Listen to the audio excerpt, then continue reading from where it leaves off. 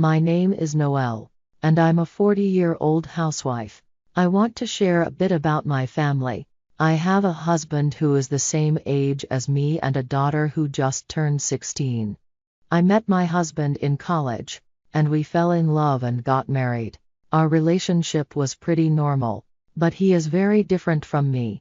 While I have a rough personality, he is very detail-oriented and likes everything to be in its place.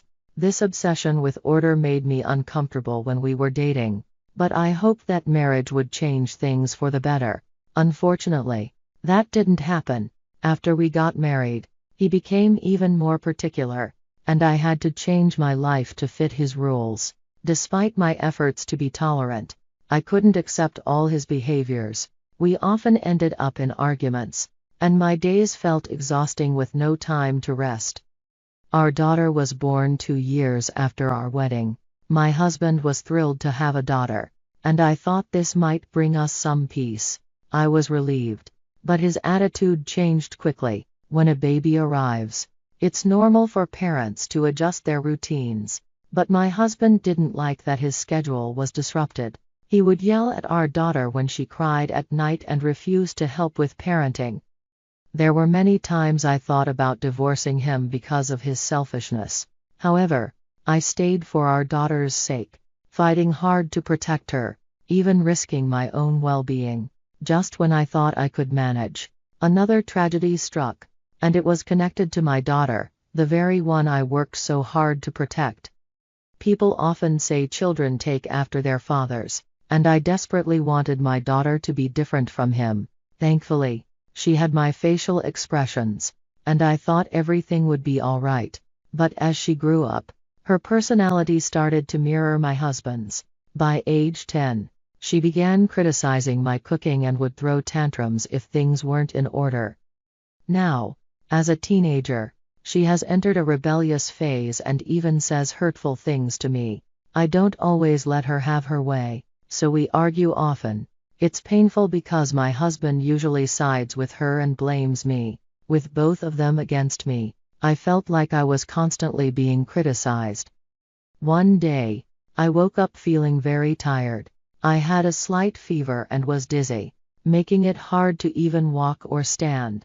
I sat on a chair in the house, feeling weak, but neither my husband nor daughter asked if I was okay.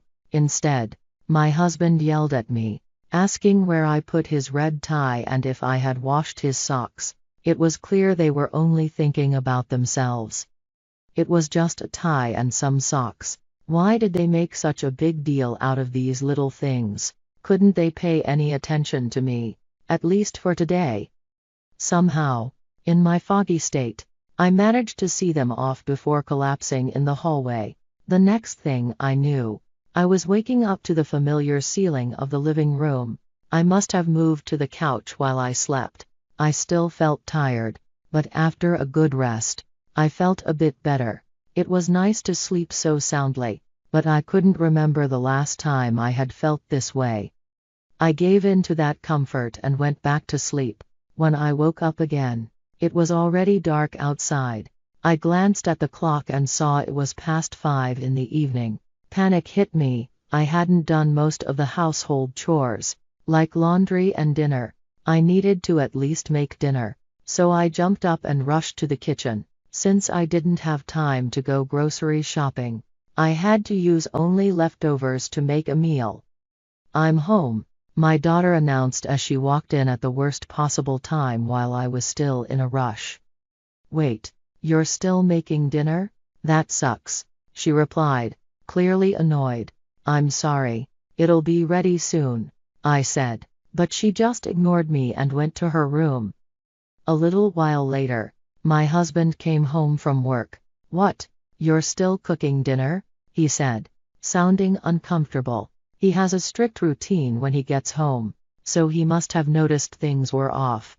After saying that, he went to his room. He usually starts eating 15 minutes after changing his clothes, which is also part of his routine. This meant I had only 15 minutes left to finish cooking. I rushed to cook, trying my best despite the rough chopping and the seasoning mistakes. I knew I had to finish before my husband came out of his room. I didn't want to face his reaction if I didn't. Just before he came out, I managed to finish plating the food. I felt a wave of relief wash over me, but it didn't last long. "What the hell is this?" my husband exclaimed when he saw the food. "What's wrong?" I asked, confused. "What's wrong? You have some nerve asking that," he replied, visibly upset. I didn't understand why he was angry. "This stir-fry is overcooked, the color is off, and the vegetables aren't even cut properly," he criticized. "I'm sorry.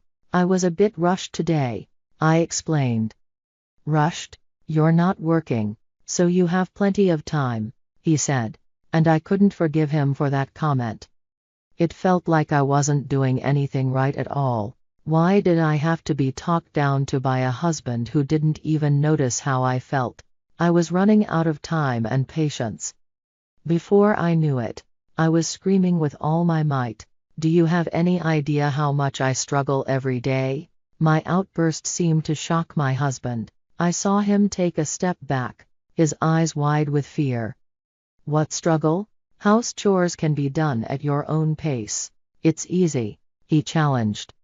"What do you know? I can't just do them at my own pace," I shot back. I was beyond angry now. "I'm really sick today, you know. I pushed through and made dinner, and you didn't even take a bite. How do you think that makes me feel?" Tears started to fall as all my bottled up emotions spilled over. Seeing my husband's face turn pale, I finally calmed down a bit, but I was still short of breath. I waited for him to respond. A simple "I'm sorry" would have been enough. But instead, his shaky voice cut through my hope. "Do you have any idea how much I struggle to support our family?" he said. "So you're saying I just live easy and free?" "I'm saying your job is to support me so I can focus on my work," he replied. "That's just an excuse. I'm not your slave," I snapped back. "Don't talk back to me," he yelled, and I could tell he was on the edge of losing control. I instinctively knew he might raise his hand against me, but I couldn't back down now. As I prepared to confront him with my next words, our daughter suddenly burst out of her room. "What are you doing? Your voices can be heard outside. Stop it. It's embarrassing." "Don't stop me. She's talking nonsense," my husband shouted back. "No, it's you being selfish. Just be quiet," our daughter reprimanded us, and it made us both pause. I explained what had happened, and after hearing both sides, my daughter turned to me and said, "Honestly, Mom, you're the one who's wrong." My daughter's words shocked me to my core. "Why?" I wondered. "Because housework is your job, isn't it? Dad can't take time off work, even when he's not feeling well." "That's right. You're too lenient on yourself," my daughter added. I felt resentment rise in me as my husband echoed her sentiments, saying, "Mom is always late with her chores. Even today, you haven't done the laundry yet." "That's true, and you're not efficient. You can't even fold the laundry properly." Their words shattered my emotions into pieces. "So, you're both saying I'm not trying hard enough?"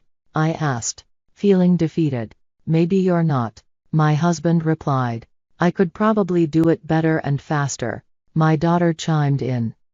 "Yeah, you're too laid back. I bet we could manage without you, Mom," she added, and those words cut deeper than anything else. Was I really that dispensable? I thought we were a family, but they could dismiss me so easily.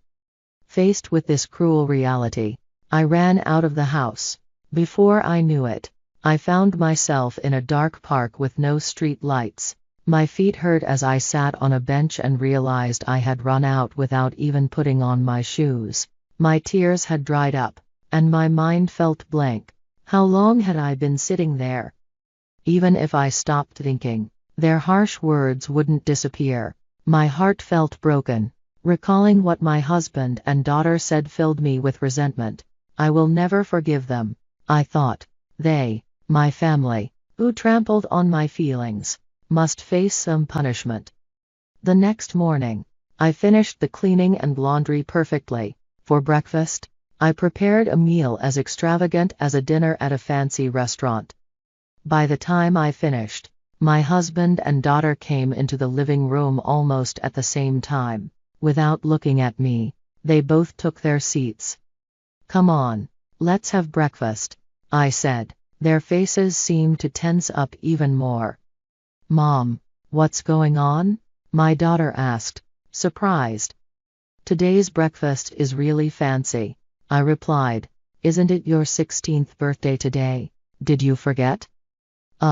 Yeah, I did forget," my daughter admitted. "You should at least remember your own birthday, right, Dad?" Yeah," my husband answered awkwardly. After exchanging a few awkward words, they started breakfast, but there was no cheerful conversation. It was clear they were both watching my behavior closely. I wondered if they didn't realize how much they had hurt me or if they just didn't want to admit it. It made sense with my husband. After all, he felt like a stranger to me. But my daughter, she was the one I gave birth to and raised. I wished she would grow up to be more considerate and kind. It wasn't entirely wrong to say that daughters resemble their fathers. She should have been able to understand me with proper upbringing. I do have regrets, but it doesn't matter now. "Listen," I said, and just one word from me changed their expressions. "What's going on?" my husband asked, his voice shaking. "Starting today, I'm leaving this house." At that moment, both of their faces went pale. "Hold on. Why?" my daughter asked. "You said you could do the housework better than me," I replied. "I didn't say anything like that," she protested. "Yes, you did. I'm sure you said it," I interrupted. I had never cut her off so strongly before, but she didn't argue further. Now it was my husband's turn. "You said I have more free time than you because I'm at home," I reminded him. "I didn't mean it like that," he defended himself. "Stop making excuses. You work in the real world." He had nothing to say. "Don't misunderstand. I'm moving to another house starting today, but it doesn't mean I won't come back to this house." "Stop. Today's my birthday, right? You're going to celebrate, right?" My daughter's voice was pleading, and her face looked like she might cry. I looked at her and laughed. "I'm sorry. I'm serious about this." Watching my daughter crumble at my words, I quietly stood up. "Well, I'm off." I left the house as I heard my husband and daughter screaming behind me. That day, I booked a hotel room not far from our house. I also rented an apartment on a monthly basis and started buying the things I needed. Even while I was busy, my phone was flooded with messages from the two of them. My daughter kept sending apology messages and calling me every 5 minutes. My husband, however, still couldn't admit he was wrong. He sent me messages saying things like, "What you did was outrageous." I left all their messages on read. It's so convenient these days to show my intentions without having to respond. 2 nights after I left, I returned home once. As I opened the front door, my daughter came running up to me at lightning speed. "Mom, you came back." "I just came back to pick up something I forgot," I explained, trying to untangle myself from her hug. I headed for the living room. Since I had only been gone for 2 days, there was no change in the living room, just as I expected. However, the kitchen was a mess, piled high with convenience store lunchboxes, ramen cups, and empty bottles. Even worse was the bathroom. Laundry had been left unwashed there. My husband and daughter often complained about how I cooked and folded laundry, but neither of them could do any household chores at all. Of course, I expected the current disaster since they knew I had left. My husband was in the living room, but due to his pride, he turned his face away after just glancing at me. I pulled away from my sobbing daughter and left the house silently that day. 1 week later, when I returned home to check on them, the house was filled with garbage. These two never cleaned up or even took out the trash, but the mess was worse than I expected. My daughter appeared through the trash, looking horribly dirty with disheveled hair. She should have been able to take a bath by herself, but it was clear her life was falling apart. Finally, my husband admitted he was wrong. "I'm really sorry," he said, kneeling in the garbage and rubbing his forehead against it. "Don't think you're going to be forgiven just by prostrating yourself," I replied. For a moment, the air felt heavy. My husband's eyes widened in despair. Next to me, my daughter was in tears. "If you really feel sorry, first clean up this house. If you can't do that, I'll divorce you," I warned. I get it. Please forgive me," my husband pleaded. He jumped up and started stirring the trash around, but he didn't even know how to clean up properly. In the end, I took charge and directed both of them in cleaning. It took 3 days, but finally, everything was perfectly clean. "Now, shall we continue the birthday party?" I said cheerfully, looking down at my husband and daughter, who were lying in the now cleaner living room. From then on, my husband took over all the housework. Even my daughter, who used to side with her father, was now on my side. Those days had been very hard and painful, but now I realize they were necessary.